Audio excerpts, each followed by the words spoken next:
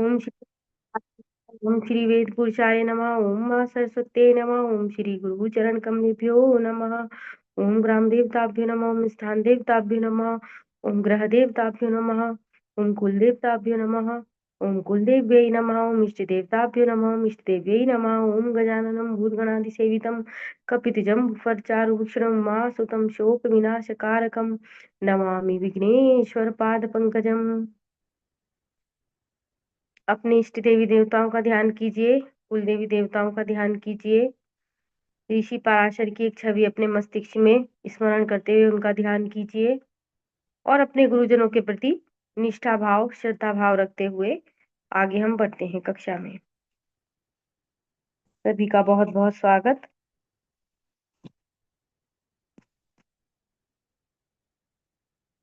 उस दिन हम कक्षा में बता रहे थे कि हमारे 27 नक्षत्र होते हैं, लेकिन जो यहाँ पर चार्ट दिया हुआ है वो चार्ट दे रखा है अकॉर्डिंगली कि किस ग्रह के स्वामी, मतलब जैसे कहते हैं ना कि किस नक्षत्र पर बैठा है। जैसे मानो हमने कहा चंद्रमा का कौन कौन सा नक्षत्र है, तो हम यहाँ देख रहे हैं रोहिणी है, हस्त है और श्रवण नक्षत्र है। ठीक है, तो इस तरह से यहाँ पर जो तालिका, वैसे तो अश्विनी भरणी कृतिका इस तरह से हम पढ़ते हैं। यहाँ हम देख सकते हैं, मैंने उसको भी शेयर किया है। हम अपने 27 नक्षत्रों को याद करेंगे, जैसे कि अश्विनी भरणी कृतिका रोहिणी मृगशिरा आंद्रा आद्रा पुनर्वसु पुष्य आश्लेषा मघा पूर्वा फाल्गुनी उत्तरा फाल्गुनी हस्त चित्रा स्वाति विशाखा अनुराधा ज्येष्ठा मूल पूर्वाषाढ़ उत्तराषाढ़ श्रवण धनिष्ठा शतभिषा पूर्वा भाद्रपद उत्तरा भाद्रपद और रेवती। इस प्रकार से हम 27 नक्षत्र क्रमबद्ध तरीके से याद करेंगे। ठीक है, फिर हम इनके स्वामी याद कर लेंगे। जैसे अश्विनी और मघार मूल का स्वामी कौन है? केतु। और केतु की जो दशा है वो 7 वर्ष की है, जैसे कि हमने कल बताया था। तो इस प्रकार से भी हम याद कर, वैसे तो आप जब याद करें ना क्रम से याद करें, अश्विनी भरणी कृतिका इस प्रकार से 27 नक्षत्र याद करें।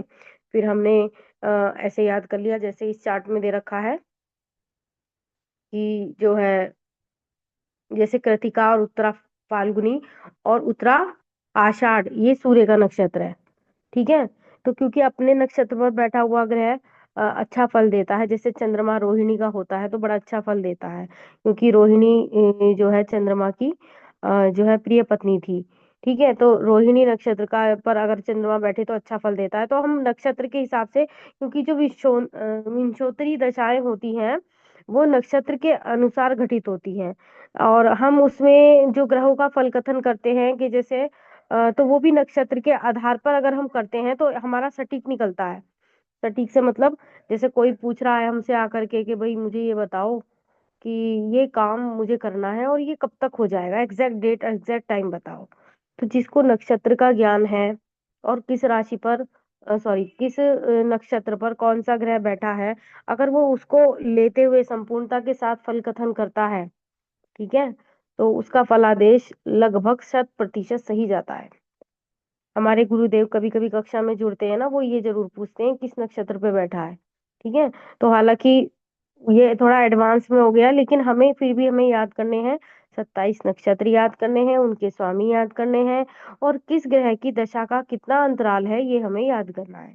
ठीक है, तो ये चार्ट वैसे तो जो मेरा पेड ग्रुप है वहां मैं भेज रही हूँ, बाकी आप लोग स्क्रीनशॉट लेना चाहें तो ले सकते हैं।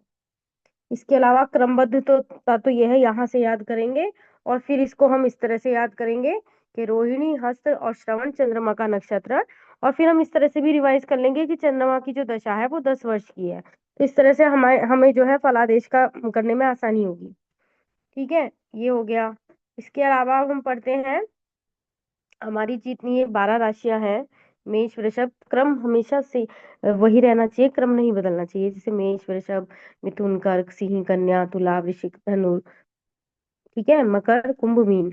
अब हमें इनका स्वभाव याद करना है, तो अपनी उंगलियों पर गिनते हुए, जैसे कि हम इन उंगलियों पर गिनते हैं ना, पौरवों पर गिनते रहते हैं, कैसे मेष वृषभ मिथुन इस प्रकार 12 राशि गिन ली।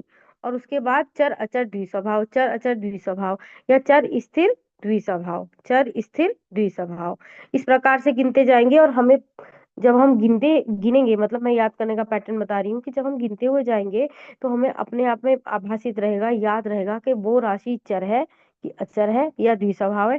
या हमने अपना एकदम से अपने पौरवों पर गिन लिया अंगुली के, तो हमें ज्ञात हो गया कि भाई जो कन्या राशि है वो द्विस्वभाव राशि है, अर्थात उसमें थोड़ा सा गुण चर राशि का भी है, और नहीं सॉरी, चर स्थिर और द्विस्वभाव, यानी चर और स्थिर दोनों, चर अचर द्विस्वभाव मतलब दोनों स्वभावों से युक्त है, तात्पर्य ये हुआ। अब जैसे जो हमारे विद्वान थे वो हमको ये पढ़ाते थे चर अचर द्विस्वभाव, यहाँ पर लिखा है चर स्थिर द्विस्वभाव। द्विस्वभाव से मतलब दोनों ही गुणों से युक्त है, ठीक है, और हमें राशि स्वामी याद होने चाहिए। तो ये आपको हम पहले भी बता चुके हैं, वैसे तो राशि स्वामी और नहीं किसी को पता है तो आप इनको याद कर लीजिएगा कि मेष के स्वामी मंगल हैं, वृषभ के शुक्र हैं, मिथुन के बुध हैं। इस प्रकार से आप याद कर लीजिएगा, मुझे नहीं लगता यहाँ पर कुछ समझाने का है, हम आगे बढ़ते हैं। अब आ जाते हैं हम ग्रहों पर, क्योंकि जब हम सटीक फलादेश पर आते हैं तो हमें बड़ी सूक्ष्म से सूक्ष्म चीज का ज्ञात होना चाहिए कि भाई राशि का स्वभाव पता होना चाहिए, लगन के बारे में जानकारी होनी चाहिए कि इस लगन का जातक है, फिर नक्षत्र का पता होना चाहिए किस नक्षत्र पर जन्मा है। फॉर एग्जाम्पल कोई बृहस्पति के नक्षत्र में जन्मा है, ठीक है, तो बृहस्पति के नक्षत्र में अगर उसका जन्म हुआ है, मतलब उसका जो नक्षत्र स्वामी है, हर किसी का नक्षत्र स्वामी होता है कि आप किस नक्षत्र में पैदा हुए हैं और उसका स्वामी कौन है, तो उसमें वो गुणवत्ता होगी उस व्यक्ति में। जैसे कोई बृहस्पति के नक्षत्र में जन्मा होगा तो वो ज्ञान की बातें करेगा, उसका जो लाइफ है उसी में बीतेगी, ज्ञान की चर्चा परिचर्चा में, ज्ञान प्राप्त करना, ज्ञान देना इत्यादि। एक मैंने छोटा सा एक एग्जाम्पल देखा, और ये न्यूमरोलॉजी वगैरह में भी जो अन्य पाश्चात्य विधाएं हैं उसमें भी हम यही मतलब उसमें भी जो है यही बताया जाता है। अब हम यहाँ पर देख रहे हैं सूर्य, क्योंकि अब हमें भाई अगर हम किसी का फल कथन करेंगे तो हमें सूर्य के बारे में मतलब उनके ग्रहों के बारे में पता होना चाहिए। जैसे सूर्य क्या है, लाल रंग का है, थोड़ा श्यामल कलर का है, पूर्व दिशा का, श्यामल से मतलब है आपने सूर्य उदित होते हुए देखा होगा, लालिमा से युक्त और थोड़ा सा इस टाइप का होता है, पूर्व दिशा का स्वामी है। अभी हम कैसे देखेंगे, यहाँ आप देखिए पूर्व दिशा का स्वामी है सूर्य, यहाँ बाकायदा चार्ट में दिखाया गया है। इसके अलावा चंद्रमा श्वेत रंग का है, और वायवह कोण का स्वामी है, ये दिशा है वायवह। वायवह कौन सी दिशा होती है, आप यहाँ देख सकते हैं, उत्तर और पश्चिम के मध्य की दिशा, यहाँ आपको दिख रहा है ना, वही पूरा पश्चिम, उत्तर आपका लेफ्ट हो गया और दक्षिण आपका राइट हो गया, अगर हम पूरब की ओर मुख करके खड़े होते हैं तो। और यहाँ पर जो उत्तर है और पश्चिम है उसके बीच की जो दिशा है वो वायव्य कोण है, जहाँ का स्वामी चंद्रमा है। क्या आपको समझ में आ रहा है? हेलो, क्या आप मुझे सुन पा रहे हैं? जी जी जी जी। ठीक है महोदया, एकदम स्पष्ट रूप से आ रही है आवाज। जी जी धन्यवाद। तो हमने यहाँ देखा कि पूर्व दिशा का स्वामी सूर्य है, पश्चिम दिशा का स्वामी शनि है, दक्षिण दिशा का स्वामी मंगल है, उत्तर दिशा का स्वामी बुध है। अब साथ में हम ये भी देख लेते हैं कि जो पूर्व और दक्षिण के बीच की दिशा है वो है वायव्य कोण, सॉरी आग्नेय कोण। आग्नेय का स्वामी कौन है, शुक्र, ठीक है। ईशान का स्वामी कौन है, गुरु, जो कि उत्तर और पूर्व के बीच की दिशा है। फिर जो वायव्य दिशा है वो कौन सी दिशा है, जो पश्चिम और उत्तर के बीच की दिशा है, जिसका स्वामी है चंद्रमा। इसके अलावा नैऋत्य कोण होता है एक, नैऋत्य कोण का स्वामी कौन है, राहु और केतु, जो कि दक्षिण और पश्चिम का कोना है। यहाँ पर सर्वाधिक बाधा होती है। अगर आपके मतलब जैसे देखिए एक बताऊं, जैसे हम जन्म पत्री देखते हैं तो आजकल के जो पाश्चात्य विद्वान हैं वो क्या करते हैं, लाल किताब को भी उसमें आजमाएंगे, वो अपनी और भी जो विधाएं सीखी होंगी, न्यूमरोलॉजी से भी देखा, फलाना देखा इत्यादि देखा, और यहाँ तक कि वो एक एक छोटी सी बात बता देती हूँ, कुंडली को ही देख के पता चल जाता है कि हमारे घर का वास्तु कैसा है, ठीक है। जैसे मानो किसी का राहु केतु बिगड़ा हुआ है, बहुत तगड़ी बांधा है, कोई ग्रहण दोष बना हुआ है, और जिसके कारण जो है वो व्यक्ति सुखों से वंचित है, किसी भी प्रकार की उन्नति नहीं हो रही, तो कहीं ना कहीं वो राहु केतु का जो है सूर्य इत्यादि द्वारा पीड़ित होने पर इस प्रकार से चल रहा है।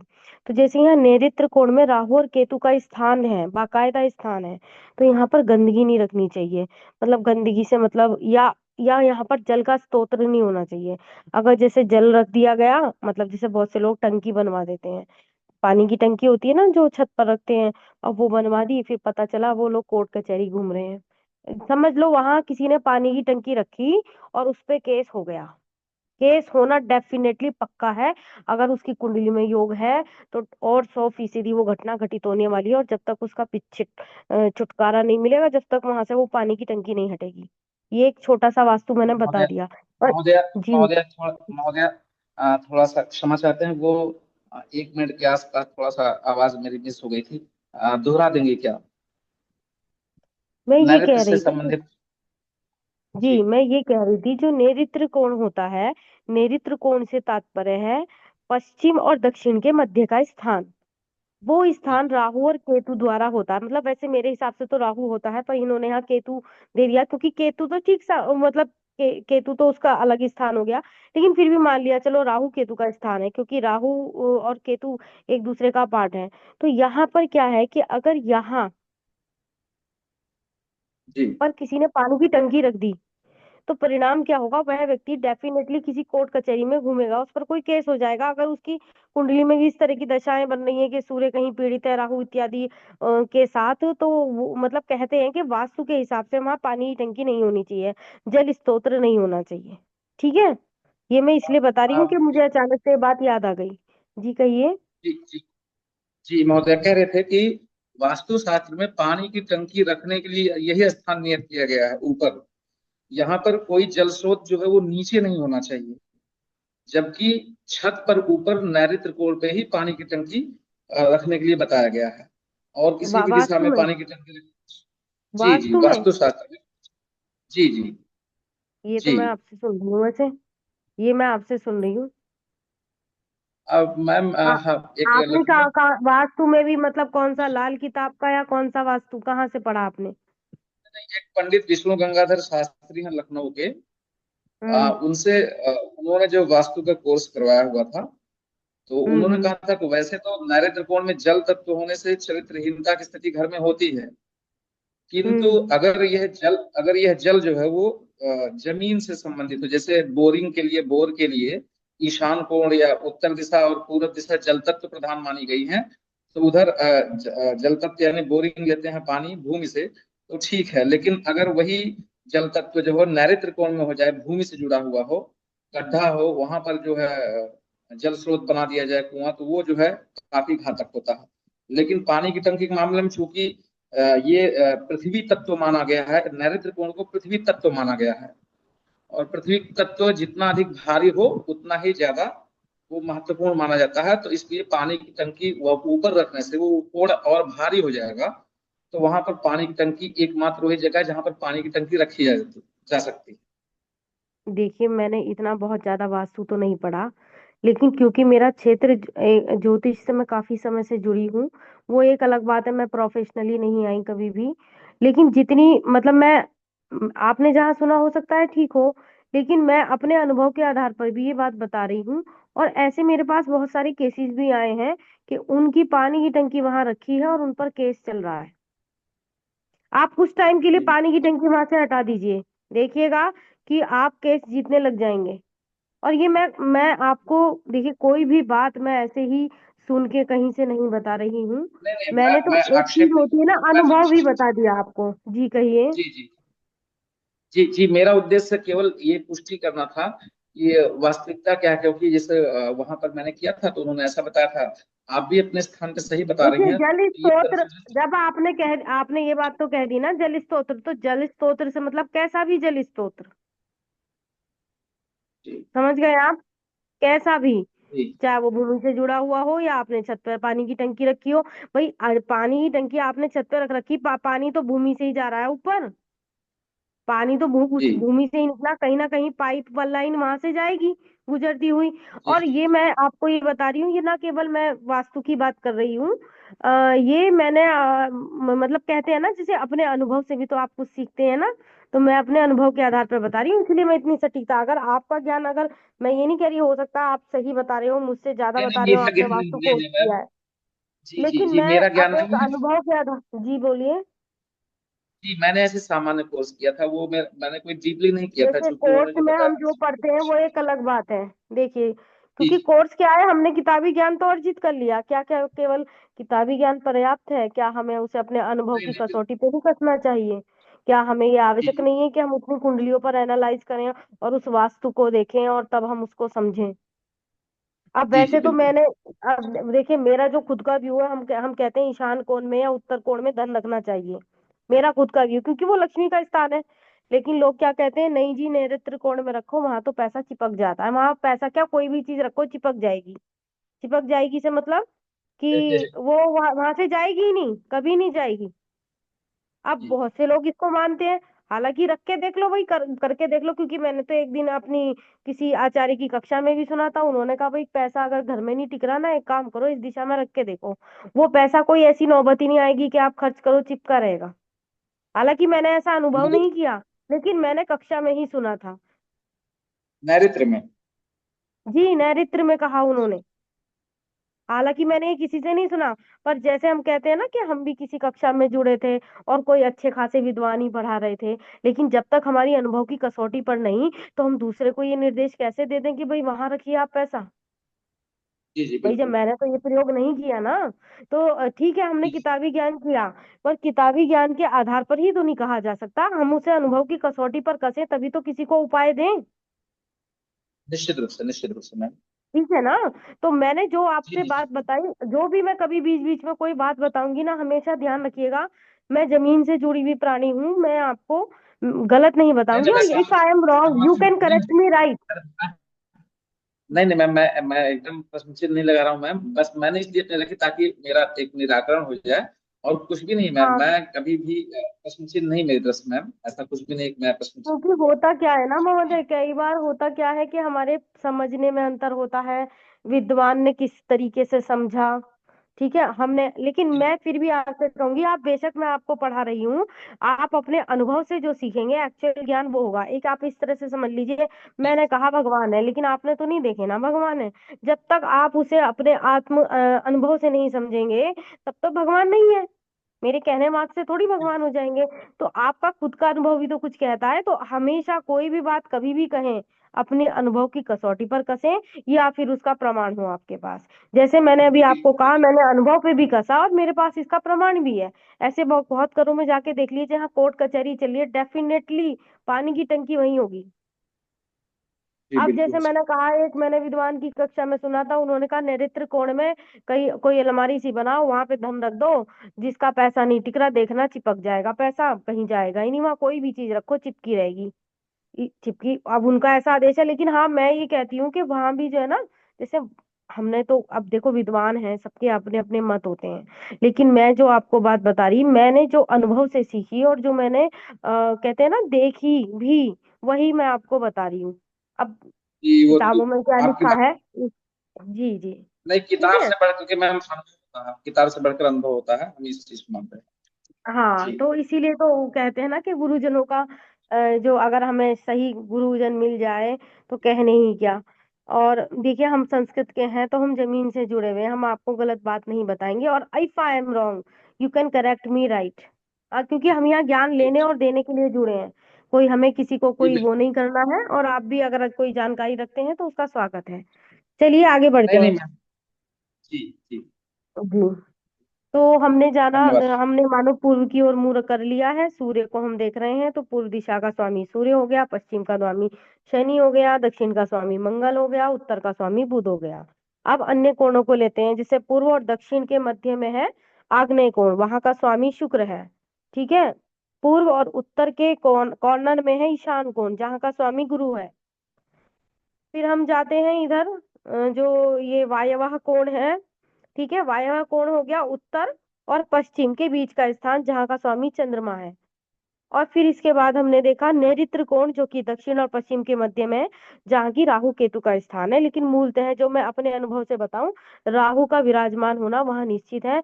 कोई भी घर में बाधा शुरू होगी, या मतलब वहां नेगेटिव एनर्जी होती है। कहते हैं ना, किसी का टी पॉइंट पे मकान है और इस दिशा में है, तो समझ लो पूरे रास्ते की, टी पॉइंट मतलब आप समझ गए, चौराहा है, तिराहा है, तीन गलियां आपस में जा रही हैं, तो सारी नेगेटिव एनर्जी, जो तीनों गलियों की नेगेटिव एनर्जी है ना, उस घर में घुस जाएगी।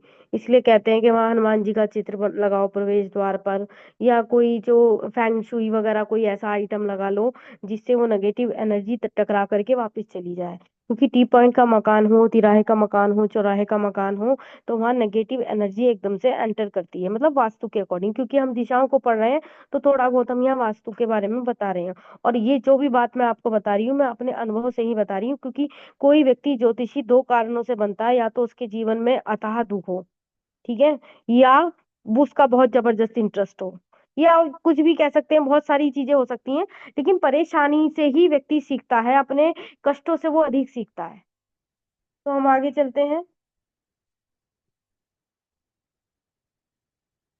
हमने यहाँ देख लिया, ठीक है, मंगल दक्षिण का है, लाल रंग है, बुध हरा रंग है, उत्तर दिशा का है, गुरु जो है वो पीत वर्ण के हैं, ईशान कोण हो गए, शुक्र श्वेत वर्ण के हैं, आग्नेय कोण हो गए, और शनि काले रंग के हैं, जो कि पश्चिम दिशा के स्वामी हैं, और राहु नीला नैऋत्य कोण। और केतु का रंग विचित्र होता है, विचित्र से मतलब कोई कलर नहीं होता, मतलब आप कह सकते हैं मटमैला है, या दो कलर का कॉम्बिनेशन है, दो तीन कलर है, चितकबरा है, या हम कह सकते हैं ब्लैक एंड व्हाइट है, जस्ट लाइक। और केतु का स्थान देखिए, वैसे तो जो है ना, मैं बताऊं ना, केतु का स्थान यहाँ पर इन्होंने नैऋत्य कोण दिया है, लेकिन जो है मेरे हिसाब से जो है, जो ये आग्नेय कोण है ना, आग्नेय कोण, हालांकि राहु केतु बिल्कुल विपरीत दिशा में बैठे हैं, लेकिन आग्नेय कोण में केतु की शक्ति होती है। आग्नेय कोण समझिए आप, पूर्व और दक्षिण, यहाँ केतु का निवास है। मतलब यहाँ पर अगर आप केतु से संबंधित कोई कार्य कर रहे हैं ना, तो वहां जाके बैठ जाओ, एकदम काम हो जाएगा। मैं तो भाई देखो अपनी अनुभव की कसौटी पे बता रही हूँ, और मैं आपसे भी यही कहती हूँ, हम बता रहे हैं सिर्फ, हमने किताब से पढ़ लिया, लेकिन अपने अनुभव की कसौटी से जो आप सीखेंगे वो उत्तम ज्ञान होगा, क्योंकि भगवान बुद्ध भी कहते हैं आपो दीपो भव। क्या मैं आगे बढ़ सकती हूँ, आप समझ गए? हेलो। हाँ जी, हाँ जी, जी महोदय, बोलिए। आगे बढ़ाएं। जी महोदय। अब हमने वहां पर चर अचर द्विस्वभाव या चर स्थित द्विस्वभाव राशियों का स्वभाव जाना, और इस प्रकार हमने उंगली के पौधों पर गिनते हुए उनको याद किया। आप चाहे स्क्रीनशॉट ले लें, आप किसी भी पुस्तक से पढ़ सकते हैं। ये तो मेरे पेड ग्रुप के नोट्स हैं, तो मैं उनमें से आपको मतलब पढ़ा रही हूँ। फिर उसके बाद हमने ये 27 नक्षत्र और हमने ग्रहों की दशाएं और रंग देख लिया। अब हम आ जाते हैं ग्रहों की बाल अवस्था, बाल आदि अवस्था, ठीक है। हमने जैसे राशियों के बारे में हमने चरासर द्वितीय स्वभाव तो पढ़ लिया, लेकिन अगर हम इसका दूसरा एक और हम देख लेते हैं कि सम और विषम राशियां होती हैं। जैसे कि सम से मतलब है जो दो से कट जाए, जैसे हमने दो दो दो का पहाड़ा चलाया, दो से कट गया, या जो नहीं कटती, उसको हम विषम राशि कहते हैं ना, विषम संख्या सम संख्या, इस प्रकार से। तो जैसे मेष है एक राशि है, मिथुन है तीन राशि है, सिंह है पांच राशि है, तुला है सात राशि है, धनु नवी राशि है, और कुंभ 11वीं राशि है। तो इनको हमें विषम राशियां कह दी गई। इसी प्रकार वृषभ दूसरी राशि है, कर्क चौथी राशि है, कन्या छठी राशि है, वृश्चिक 8वीं राशि है, मकर 10वीं राशि है, और इसी प्रकार मीन जो है वो 12वीं राशि है। इनको सम राशि कहा गया, ठीक है। अब आ जाते हैं इनके अंश बल को। इन्होंने कहा कि जो ग्रह है वो 6 डिग्री का बालावस्था का माना गया है।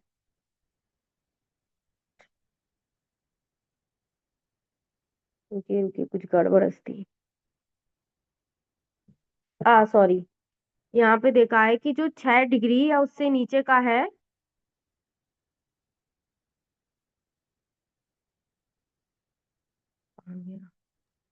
0 से 6 डिग्री तक हो गया मैडम। हाँ हाँ, 0 से 6 डिग्री का बालावस्था का हो गया, 6 से 12 हाँ जी, डिग्री का कुमारावस्था का हो गया, 12 से 18 डिग्री युवावस्था हो गया, 18 से 24 डिग्री वृद्धावस्था हो गया। ये कौन महोदय बोल रहे हैं? 1 मिनट।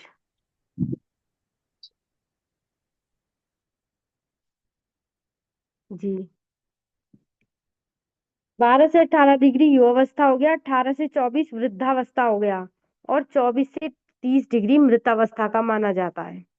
अब आप देखिए, जब हम ग्रहों का फलकथन, सॉरी, जब हम कुंडली को एनालाइज करते हैं, एक्सप्लेन करते हैं, तो हमें देखना होता है ग्रहों का बलावन, हमें देखना होता है बालावस्था का है कि कुमार अवस्था का है कि युवावस्था का अच्छा फल देता है, वृद्धावस्था का कम, मतलब बहुत कम, ना के बराबर ही फल देगा, और मृतावस्था तो कुछ भी नहीं है। ठीक है, तो अब यहाँ हम इसके बारे में पढ़ लेते हैं। शास्त्रकारों ने ग्रहों की 10 अवस्थाएं मानी है, परंतु किसी किसी आचार्य ने 9 अवस्थाएं भी मानी है। मूल त्रिकोण राशि में अपनी उच्च राशि में बैठा हुआ जो ग्रह है वो प्रदीप्तावस्था में होता है। यानी मूल त्रिकोण राशि में बैठा हुआ ग्रह अगर उच्च राशि में बैठा है तो वो अधिक बलशाली माना गया है, प्रकाशमान है, प्रदीप्ता अवस्था में है। अपने स्वग्रही में बैठा है तो वो स्वस्थ है। ठीक है, और मित्र के घर में है तो वो मुदित है, प्रसन्न है। शुभ ग्रह के वर्ग में है तो शांत है, ठीक है, अच्छा ही फल देगा लगभग। दीप्त किरणों से युक्त है और शक्तिमान है। ग्रहों से युद्ध में पराजित हो तो पीड़ित, अन्य ग्रह बैठे हैं और उससे युद्ध में मतलब यह है कि किसी और ग्रह का बल ज्यादा हो गया तो उसका प्रभाव कम हो जाएगा। शत्रु राशि में है तो दीन है। पाप ग्रह के वर्ण में है तो खल है। जैसे हो गया ना कि भाई वैसे तो गुरु को अच्छा माना गया पर गुरु राहु का जो दोष है मतलब साथ में गुरु चांडाल दोष बन गया। अपनी नीच राशि में है तो भीत है, और अस्त ग्रह है तो विकल कहा गया है। मतलब अस्त है तो वो फलहीन है, वो कुछ किसी प्रकार का फल दे नहीं पाएगा, उसकी कोई सामर्थ्य नहीं है। अपने मित्र ग्रहों की राशि में स्थित ग्रहों की संज्ञा बाल होती है। मूल त्रिकोण में स्थित ग्रहों की संज्ञा कुमार होती है, और ग्रह के अपने उच्च राशि में स्थित होने पर उसकी युवराज संज्ञा होती है। यानी युवराज जो युवक है, जो जवान है, तो वो ज्यादा शक्तिशाली होगा। और शत्रु की राशि में स्थित होने पर ग्रहों की संज्ञा वृद्ध मानी गई है। ग्रह अपनी अवस्था के अनुसार ही फल करते हैं। बालक संज्ञा वाला ग्रह सुख देता है। कुमार हो तो अच्छा आचरण प्रदान करता है।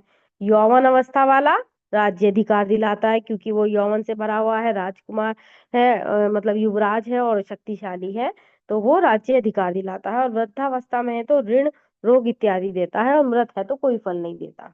मतलब मृत अवस्था का तो एक तरह से समझ लो बेकार ही है। चलिए, वो कैसा भी फल नहीं देगा। यहाँ हमने इतनी बात क्लियर कर ली है और अब हम चलते हैं आगे।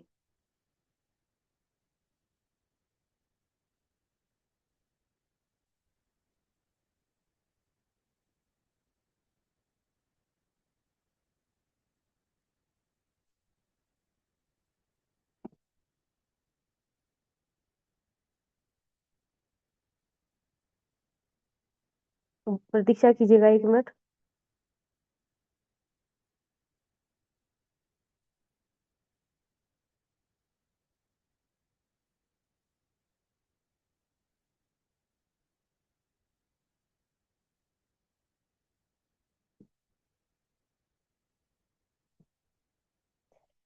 थोड़ा सा राशियों के बारे में जान लेते हैं। मेष राशि रत्नों को रखने का स्थान है। धातु है, अग्नि तत्व प्रधान है। खनिज पदार्थ है, रक्त वर्ण वाली है। पाप राशि अच्छी व्यवहारिकता है, मिलनसार है, तुनक मिजाज है, झूठ बोलना इसका गुण है, पृष्ठोदय है। पुरुष है, क्रूर राशि है, पुरुष संज्ञक राशि है। ठीक है, जैसे कुंभ राशि को पुरुष संज्ञक राशि कहा गया है, तो ये पुरुष राशि है। क्रूर राशि इसलिए है क्योंकि इसका स्वामी मंगल है और अग्नि तत्व प्रधान है। मतलब कह सकते हैं अग्नि से, अग्नि का भी स्वभाव लगभग जो है वो है थोड़ा सा मतलब। लेकिन क्या है कि क्योंकि मंगल तत्व प्रधान है तो ऊर्जावान है ये राशि। ठीक है, रजोगुणी है और दिन बली है, दिग्बली है, मतलब बलवान राशि है।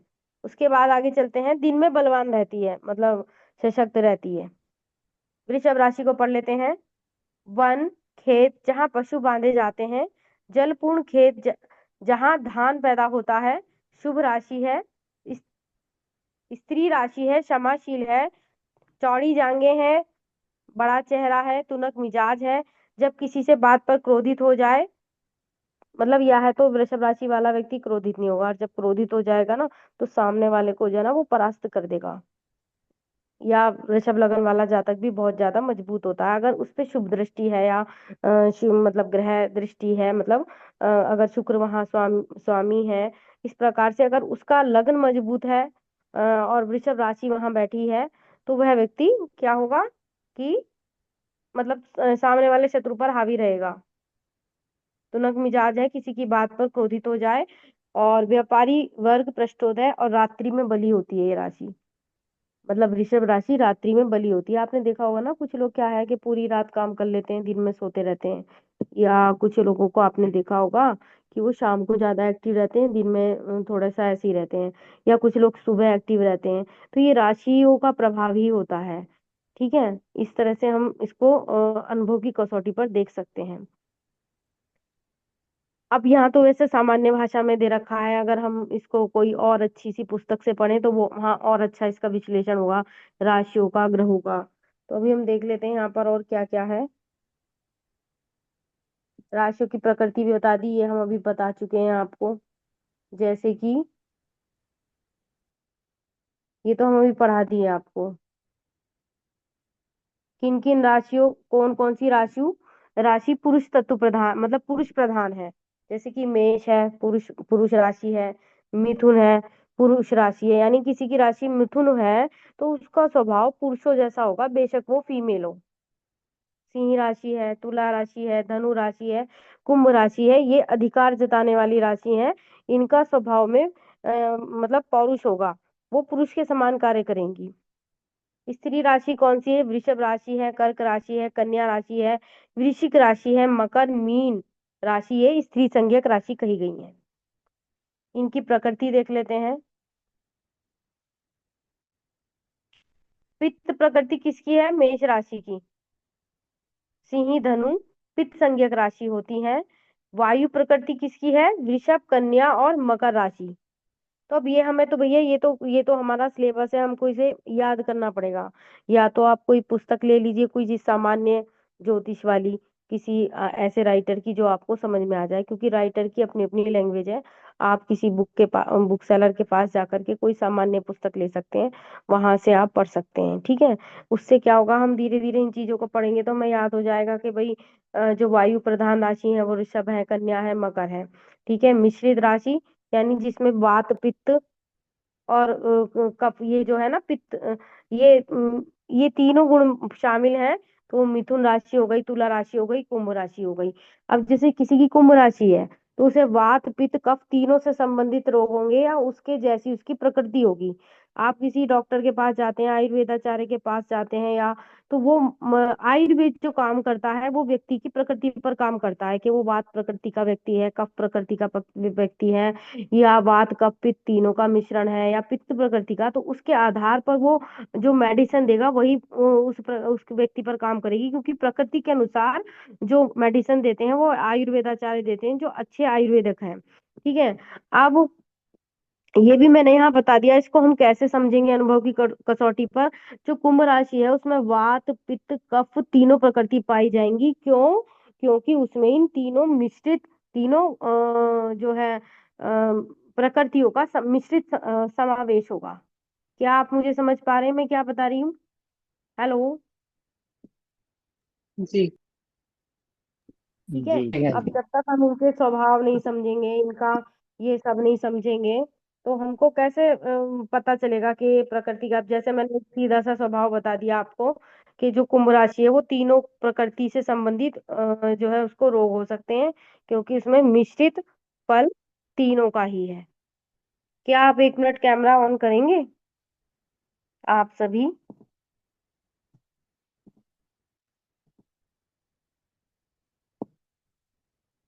कि ब्रिजेश कुमार मिश्रा जी, आप कहाँ से जुड़े हैं? अच्छा, आप तो बहुत कम आते हैं हमारी कक्षा में, कभी कभी मैसेज करते हैं। जी, प्रणाम आपको।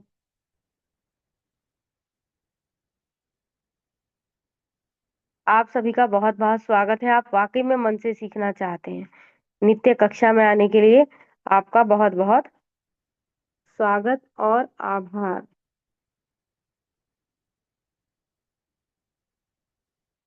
One more.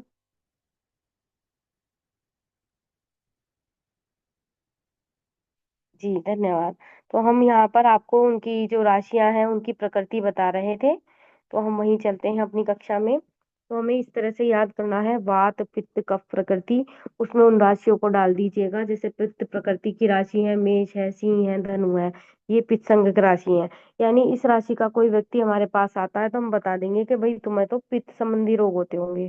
फिर उसको हम यही बोलेंगे कि पित्त से संबंधित आयुर्वेदिक दवाई लेनी है। कई बार